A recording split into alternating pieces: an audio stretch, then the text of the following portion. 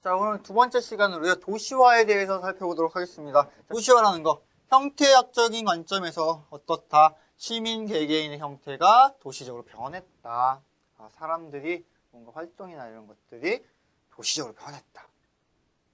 산업 구조적 측면, 농업사회에서 비농업사회로 이동했다. 이거 도시의 개념과 비슷한 거죠. 도시의 특성과 1차보다는 2차, 3차 산업의 종사자가 많다. 그런 사람들이 점점 늘어나는 게 도시화다. 도시화라는 게 뭐였어요? 그냥 도시로 변해가는 과정이죠. 농촌에서 도시로 변해가는 과정. 자, 인구학적인 관점에서는 인구가 도시에 집중된다. 사람이 모이는 현상이 도시화다. 자, 도시화라고 뭐라고요? 사람 개개인적인 성향이 도시적으로 좀 바뀌는 거야. 우리 뭐 뉴욕 스타일 뭐 이런 얘기 하잖아요. 그죠? 뉴욕 스타일 뭐 이런 식으로 해가지고 도시적으로 바뀐다. 산업구조 1차보다는 2차와 3차 산업이 좀 많다는 거고요. 사람들은 도시로 모인다. 그래서 어떻게 돼? 도시 특성이 나오는 거잖아. 높은 인구 밀도, 넓은 땅. 자, 도시의 인구가 증가합니다. 인구가 증가하는데 어떻게 증가해? 자연 증가가 있고 이촌양도가 있고 도시의 분류에 따라서 도시 인구가 증가를 하겠죠. 자연 증가. 인구의 자연 증가율이 농촌 비에 높아서 도시의 인구의 비율이 증가하는 경우. 그러니까 자연적으로 그냥 농촌보다 도시에 사람이 많아요. 그러니까 더 많이 애가 태어나겠죠. 농촌에 2명 있는데 2명 중에서 1명 태어나면 3명 되는 거고, 도시 10명 있는데 10명 중에 5명 태어나면 비율은 상대적으로 늘어나는 거잖아요. 그런 게 도시화다. 이촌양도. 농촌 인구가 도시 지역으로 이동한다. 우리 70년대 새마을 운동. 서울로 농촌 인구들이 이렇게 오는 거고요. 도시의 분류. 과거 농촌 지역으로 분류되어 있던 곳이 도시성이 확대되면서 도시화가 되면서 도시 지역으로 바뀌는 경우. 어떤 거 생각하면 돼요? 과거 읍면군이었는데 군단위였는데 도시로 바뀐 거. 우리 경기도 포천시 같은 경우 포천군이었는데 포천시로 바뀌었죠. 그러니까 그런 게 도시로 승격이 됐다. 뭐 이런 얘기겠죠. 그래서 도시의 인구 증가 현상에는 자연 증가가 있고요. 이촌양도 그 도시 분류 체계에 따라서 도시가 늘어난다. 도시의 인구가 늘어난다. 자, 도시의 유형, 물리적 측면에는 어떤 게 있냐? 물리적 측면에는 도시에 거주하는 인구가 늘어난다. 사람이 늘어나는 게 물리적 측면이고, 농촌 인구가 도시로 이동하고 농촌이 성장하여 도시로 분리됐다. 도시에 거주하는 인구 증가, 자연 증가, 농촌 인구가 도시로 이동, 이촌양도, 농촌이 성장하여 도시로 분리됐다. 도시 분류. 앞에서 봤던 도시 인구 증가의 요인과 같은 거죠. 자연 증가, 이촌양도, 도시 분류에 따라서 무엇이 늘어난다? 인구가 증가한다. 인구가 증가한다. 이거 문제 자주 나와요. 자, 비물리적 측면에서 어떻다? 농촌 지역이 도시적 성격을 갖는다. 농촌 지역이 좀 개개인의 형태가 좀 바뀌면서 사람들이 이렇게 바뀌면서 성격을 갖는다. 삶의 성격, 산업이 확대되고 생활 양식의 변화가 왔다. 과거 농촌은 정말 농촌스러웠는데 매스미디어, 정보통신의 발달로 농촌도 도시화가 된다. 뭐 이런 얘기죠. 특히나 우리나라 같은 경우 뭐 인터넷 보급률 같은 게 전 세계 1위라고 하잖아요. 그만큼 농촌이라고 해서 그렇게 상관오지가 없죠. 어디를 가든 뭐 이런 것도 있겠네요. 그러니까 지방 소도읍을 가면 정말 커피숍 같은 거 쫙 깔려있잖아요. 서울에 있는 것만 같이 있잖아요. 그런 것들. 자, 도시화를 바라보는 관점은요. 도시화는 뭐다? 산업화 플러스 근대화다. 분명히 그럼 이 말은 뭐야? 산업화와 근대화는 좀 다르다는 거죠. 산업화와 근대화는 다르다는 건데 그 두 개가 섞인다. 산업, 2차 또는 3차 산업의 종사자가 늘어나는 거예요. 근대화. 뭔가 좀 사고방식이 좀 근대적으로 가는 거죠. 민주주의 막 이런 거 따오면서. 그래서 그런 두 가지가 한꺼번에 시너지를 일으켜서 만들어지는 게 도시화다. 그래서 사회 구조적으로는 산업혁명을 계기로 권력의 이동을 했다. 무슨 말이에요? 산업혁명, 증기기관의 발명으로 1차 산업에서 2차, 3차 산업으로 경제력이 옮긴 거죠. 그게 사회 구조적이고, 공간. 도시의 인구 집중으로 중심 도시의 인구 밀도가 증가하고 도시 공간의 외연적인 확산이 됐다. 그 특성에서 얘기했던 넓은 공간과 높은 인구 밀도 이런 거 생각하시면 되겠죠. 사회 경제적 농촌 양식에서 벗어난 도시적 생활 양식으로 변화됐다. 매스미디어의 발달에 따라서 시공의 공간적 제약이 사라진다. 뭐 이런 거 생각하시면 돼요. 도시화의 관점은 사회구조적, 공간구조적, 사회경제적으로 볼 수 있을 것 같고요. 도시화, 산업화, 근대화 좀 차이점 한번 살펴보도록 하죠. 도시화라는 것은 인구와 지역적으로 사람이 늘어나고요. 땅이 커집니다. 그래서 인구 집중, 도시 사회구조의 확산, 도시 문화와 생활 양식 확산. 이렇게 뭔가 사람이 좀 늘어나면서 뭔가 행태적인 변화가 있는 게 도시화라면 산업화는 뭐다? 기술 산업의 구조가 변했다. 즉 전기기관의 발명으로 1차에서 2차 산업으로 옮겨지는 과정이 산업화고, 근대화라는 것은 합리적인 사고를 바탕으로, 즉 근대 민주주의 같은 거 생각하시면 돼요. 개인의 가치 체계가 변하고 재반 사회 제도가 변했다. 뭔가 민주주의죠. 그냥 딱 민주주의 생각하시면 그게 근대화잖아요. 그럼 민주주의, 자율성과 합리성에 입각해서 사람들의 정치, 경제, 사람들의 의식 구조가 변화가 되고, 기술이 발달을 해서 1차에서 2차 산업으로 넘어가고, 그런 두 가지와 함께 인구가 늘어나는 과정이 도시화다. 도시화다. 자, 그럼 이런 도시화가 왜 일어나느냐? 도시화. 왜 사람들이 도시로 모이게 되느냐? 주요 요인을 알아보고 압출 요인과 흡입 요인, 그리고 직접 경제와 규모의 경제에 대해서 한번 살펴보면 될 것 같네요. 자, 도시로 모이는 요인, 즉 도시화. 도시의 매력이란 무엇이냐? 어떠한 매력이 있다? 첫 번째, 인구가 증가해서 소득이 늘어난다. 그리고 교통이 발달했고 교육의 기회가 높다. 이런 게 사람들이 도시로 모이는 이유죠. 많은 사람들이 있다는 것은 그만큼 돈을 더 많이 벌 수 있는 소득 증대 효과가 있을 것이고, 교통이 발달로 인해서 좀 더 편리한 생활을 할 수 있는 거고, 그리고 교육, 학부모들의 열정, 농촌에 있으면 좀 못 받을 수 있는 그런 교육 혜택을 받게 해줄 수 있다. 그런 것이 도시의 매력이다. 그래서 도시는 인구가 늘어나고 밀도가 높아지며 의식구조와 생활양식 변화하고 사회계층과 인간관계가 변화해서 도시구조 및 사회구조가 변화한다. 복잡하죠? 자, 압출요인과 흡입요인. 압출, 내보내는 거죠. 흡입, 땡기는 거예요. 그러면 도시 인구가 왜 증가하느냐? 그 인구 어디서 와? 농촌에서 오잖아요. 농촌에 있는 사람들이 왜 오겠어? 자, 농촌의 인구가 증가를 했대요. 증가를 하니까 토지 자원은 한정되어 있는데 거기에 또 농업기술이 발달해서 기계화가 됐대. 그러니까 일자리가 감소하는 거고, 그러다 보니까 임금은 싸지고 소득 수준이 낮다. 그러면 그에 반해 도시는 어떠냐? 높은 인구 부양 능력이다. 도시가 크니까 일자리가 많다는 거죠. 청소부도 필요하고 경비도 필요하고 뭐 이것저것 많은 일자리가 필요할 거고, 많은 취업의 기회와 임금도 높다. 내가 능력만 있다면 많은 돈을 벌 수가 있는 게 도시다. 그리고 도시의 승수 효과, 다른 것에 비해서 얻을 수 있는 효과가 많다. 그리고 교육의 기회와 문화 수준이 높다. 이런 것이 사람들이 도시로 찾게 하는 이유가 된다. 자, 집적의 이익. 많이 모여있으면 효과적이라는 거죠. 인구와 산업이 일정지에 집중하고 누적될수록 더 큰 경제, 사회, 문화적 이익이 발생한다.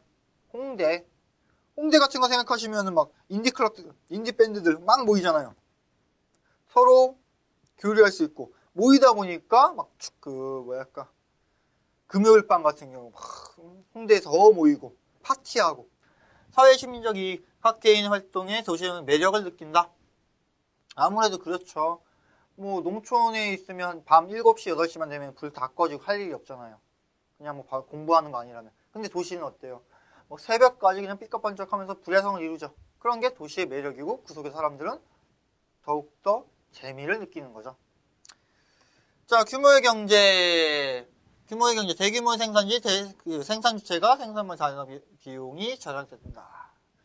많이 생산하면 생산할수록 싸진다는 거잖아요.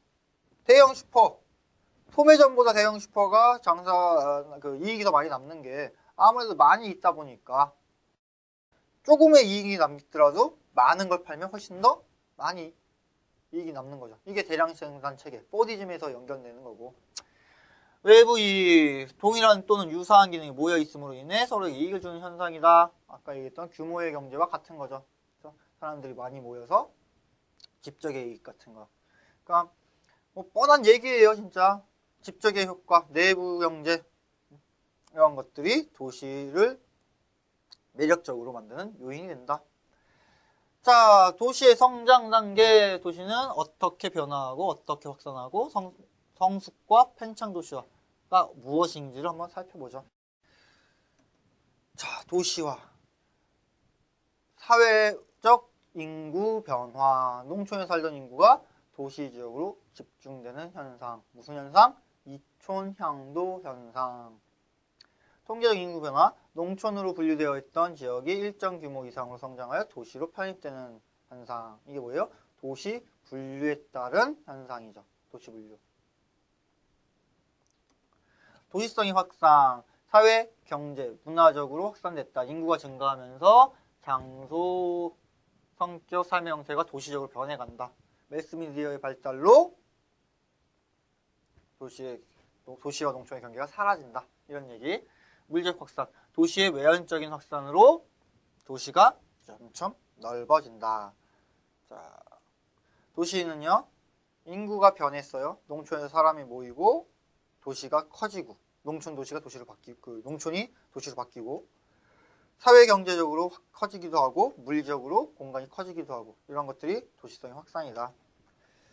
자, 그럼 도시화의 단계를 보면요, 가도시화, 역도시화, 종도시화 뭐 이렇게 나와 있어요. 가도시화 상당히 많이 나오는 말인데, 도시의 경제적, 사회적 경제적, 사회적 부분에 대한 발전 없이 농촌 인구의 인구가 증가하고, 도시 개발도상국 또는 제3세계 국가에서 흔히 일어나는 현상이다. 무슨 말이야? 가도시화, 가분수 이렇게 생각하면 되겠죠.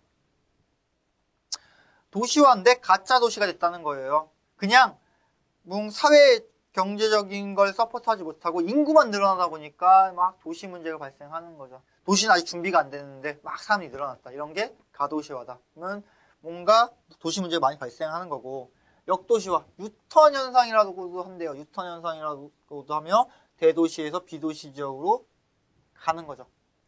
도시에 살다 보니까 사람들이 너무 많이 모이니까 답답해. 너무 답답해 도시. 내가 살던 고향으로 갈래. 귀농 이런 거. 그런 게 역도시화잖아요. 종주도시화. 자, 한 국가에서 많은 도시 중에 인구 규모나 기능이 한 도시에 집중되어 여타 도시들을 지배하는 현상. 개발도상국의 도시화. 우리나라도 종주도시화에 가깝죠.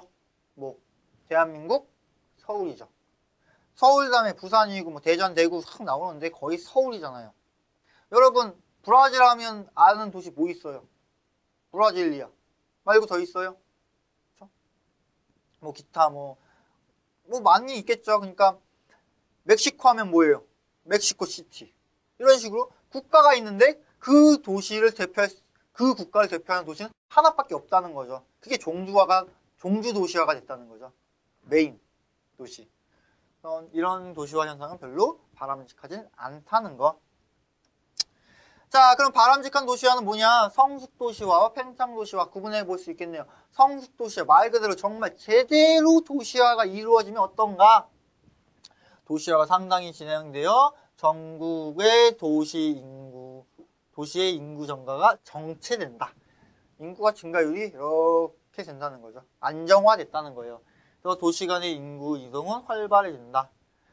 굳이 종주도시화가 아니니까 나 서울 살다가 대전 살 수도 있고 대전 살다가 대구 살 수도 있고, 유럽 같은 경우는 그런 게 잘 돼 있는 거죠.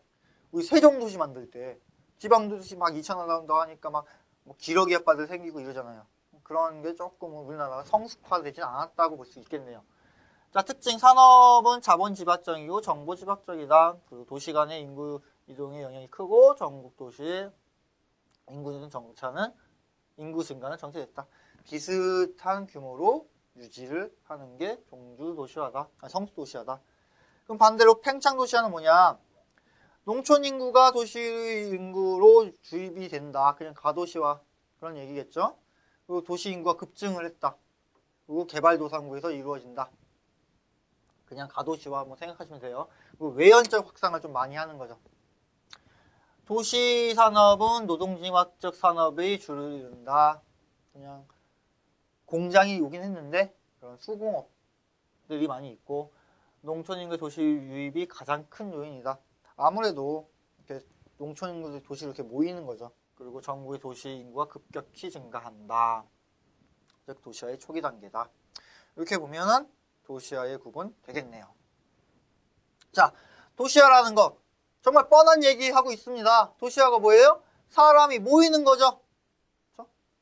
산업화가 되고 근대화가 되고 도시화가 되고 산업화 2차 산업, 3차 산업이 확 늘어났고요. 근대화 합리적인 사고를 바탕으로 민주주의가 태동하고 이런 것이 뭉쳐서 도시화가 되는데 도시화의 요인은 자연 증가, 자연적인 인구가 늘어나는 거, 2000년도 농촌 인구가 도시로 유입되는 거, 도시의 분류, 도시가 커짐에 따라서 농촌이 도시로 변경되는 거, 그리고 소득 증대와 교통 발달에 따른 도시의 매력적인 요소에 의해서 사람들이 도시로 모인다. 그 도시의 단계는 농촌에서 도시 지역으로 가는 뭐 성숙도시와 팽창도시와 이런 게 있고요. 그래서 가도시와 역도시와 종도시화로 구분 지어볼 수 있다. 가도시와 가짜도시와 사람들이 모인다. 역도시와 아 나 답답해. 농촌으로 갈 거야. 균형상 역도시와 종도시와 하나의 도시가 너무 크게 자리 잡은 그래서 다 그 도시로 모이는 종주도시와 이렇게 클래스 N은 넘어가도록 하고요. 클래스 N의 단계에서는 다음 시간에 배울 건데 집중도시와 교외와 역도시와 제도시와 이렇게 구분을 좀 잡아줄 겁니다. 그래서 문제를 풀어보면서 한번 살펴보죠. 자, 도시의 부양 능력 증가로 부양 능력이 지나치게 많은 인구가 집중돼서 인구적으로 비대해진 도시 뭐겠어요? 가도시와 역도시화보다 도시를 떠나기고요. 어반 스프로 도시의 외연적인 확산이죠. 도시의 외연적인 확산 외부 경제 집적의 효과 혹은 반대의 경우겠죠. 그래서 정답은 4번이다. 가도시화보다 도시의 부양 능력에 비해 지나치게 많은 인구가 집중돼서 가분수가 돼서 어디서 일어난다? 제3세계나 개발도상국에서 진행되는 도시화 단계다. 자, 다음 중 개발도상국에서 흔히 나타나는 도시화 모습과 가장 관련성이 적은 거 뭘까요? 가도시화, 가분수 되는 거죠. 인구 유입돼요. 종주도시화, 하나의 도시가 짝 먹으면서 다 모이는 거 종주도시화, 탈도시화, 과잉도시화. 자, 과잉도시화 같은 말이겠네요. 좀 거대해지는 거. 그럼 탈도시화는 뭐예요? 도시화를 벗어난다는 거죠. 자, 정답은 자 탈도시화가 정답이겠네요. 이거는 선진국 쪽 어느 정도 개발이 좀 완성화된 곳에서 일어나는 도시화겠죠. 개발도상국은 가도시화 혹은 과잉도시화 혹은 종주도시화 비슷한 말이에요. 탈도시화는 어떤 거야? 역도시화와 같은 거겠죠. 도시화를 조금 벗어나는.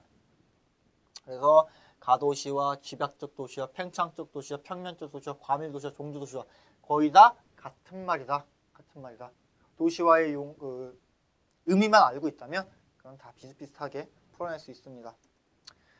자, A 도시는 성장 거점 도시로서 도시 국가 정책상의 분류겠네요. 성장 거점 도시로서 역류 효과가 심화되고 거꾸로 이렇게 돌아가는 효과가 심화되고 도시의 인구 증가 속도와 도시 산업 증가 속도가 빠른 형상을 나타내고 있다. 인구와 산업이 확 늘어난다. A 도시를 설명하고 있는 것은 즉 가도시화 현상을 겪고 있는 도시의 특성은 이렇게 되겠죠. 가도시화 단계. 자, 주거 환경이 향상돼요. 열악해지겠죠. 정답 바로 나왔네. 가도시화 현상이 일어나는 거고 전산 생산 늘어나 살기가 좋아지고 공식 부문이 늘어난다. 공식 부문과 비공식 부문. 우선은 정답부터 보면요. 가도시화 현상이 나타나고 있는 거죠. 그래서 주거환경, 사람이 많으니까 떨어지는 거고 전체 생산이 늘어나 살기가 생산량은 늘어나나 살기는 나빠지는 거죠. 공식 부문, 뭔가 틀이 잡힌 공식과 비공식을 나눌 때 틀이 잡힌 거 공식, 비공식, 틀이 안 잡힌 거 아무래도 급격한 증가를 하다 보니까 시스템이 안 잡히죠. 그러니까 비공식 부문이 늘어나겠죠. 그래서 정답은 여기 또 가도시화. 거의 지금 계속 같은 얘기 나오는데 역류효과로 인하여 인구 증가 속도가 도시 사람 속도보다 빠르게 되면서 도시의 인프라가 집중하는 인구를 감당하지 못하는 상황. 그래서 주택 부족, 인구의 과잉 공급에 인한 일자리 부족, 그리고 공식 부문보다는 비공식 부문의 종사자가 많다는 거.